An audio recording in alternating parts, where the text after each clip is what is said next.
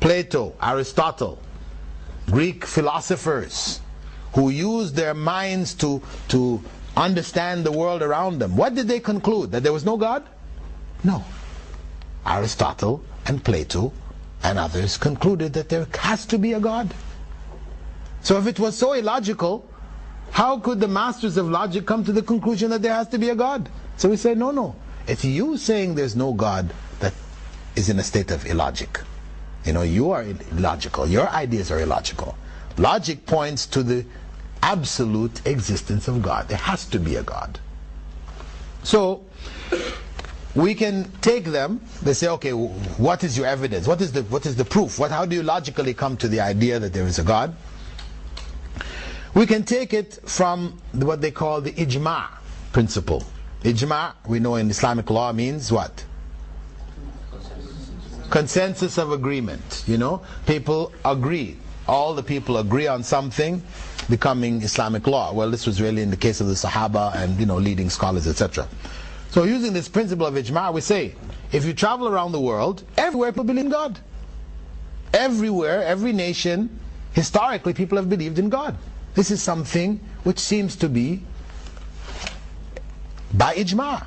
Everybody has a belief in God. Sure, the belief might be distorted, changed, variations, but the basic belief in a supreme being is there everywhere. And recently, that is in 1997, scientists in the University of California at Berkeley, they analyzing the brain of patients who have various mental ailments connected with seizures, brain anomalies or abnormal activities of the brain which cause them to pass out and go into comas and this type of things. They're studying people with these cases, probing different parts of the brain. They found that these people, in the course of their experiments, that there was a portion of the brain in the frontal lobe where if this was stimulated, the people experienced religious powerful religious feelings, a sense of God and the presence of God, this kind of thing, and that when they had seizures and it affected those areas, they had these experiences. So from those experiments, and it's in your notes there on page 57, they concluded that there was in the brain what they called a God spot, a God nodule, or they call it that the brain is hot-wired for belief in God. This is their own scientists who have come to that conclusion. For us, the other logical argument, which we usually find in the Quran, is the argument from design. أَفَلَا يَنظُرُونَ إِلَى الْإِبِلِ كَيْفَ خُلِقَتْ. Will they not look at the camels and how they were created? Allah created the camel in a special way. In a way that he can cross the desert, he can retain liquids in his hump, so that he can go without water for days on end. The way his feet are made to walk on the hot sands, which normally you couldn't handle, no other animal could handle it.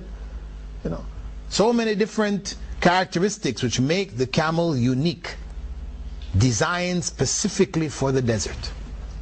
When Allah says, look at that design, He's saying that you had to have a creator, you had to have somebody who is going to design that. This is not something which comes about by accident. Right? And this is the argument really of many of the Christian philosophers, etc., is around the argument from design. That design indicates a designer. Of course, the counter argument is that no, design could come from chance, from accident. Sometimes if you're painting, you splatter some paint on the wall. Somebody says, hey, doesn't that look like a hand? Does that look like a head or a foot or something like this? So splattering paint on the wall, you can get some things which look like things, design things. But we say to them, okay, that can happen, but do you think that you could mix paint, different colors of paint in a bucket, throw it against the wall, right? And how many times you throw it? You throw it 1,000,000 times, or however many times you want. You throw it against the wall. Do you think that at any time you will accidentally come out with Leonardo da Vinci's, what's that, Mona Lisa? You think that's going to happen anytime? By accident? Just keep throwing. They say yes. Yes. You have an infinite amount of time and infinite amount of tries, and yeah, one of those times you'll get that. This goes against common sense. This goes against common sense. Common sense tells you, hey, the first time you try it, the chances of it happening are what? 0. Less than 0. And the billionth time that you try it, is it any different than the first time? No. So we say no. They usually give the example that if you put 100 monkeys in a cage, give them 100 typewriters, pieces of paper, and let them bang away at the keys with their nose, their elbows, their toes, anything, sit on the keys, whatever. Eventually, one of them is going to type out for you the whole of the Quran. If you give them Arabic typewriters, the whole Quran, from Fatiha to Nas. They usually give the example of the Bible. I'm just giving it in our context. Quran has more significance. The chances of that happening, we say 0. Don't tell us. Don't tell us that this is possible. This is not possible. But for them, anything is possible.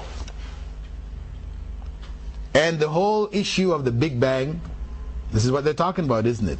A massive explosion of matter producing this world, with all the complex organisms and everything in it, from a massive explosion. We say to them, listen, common sense tells us that explosions produce chaos. They don't produce order. You take atomic bombs, you drop them in a junkyard. Right? You have a junkyard where they have bits and pieces of cars. You drop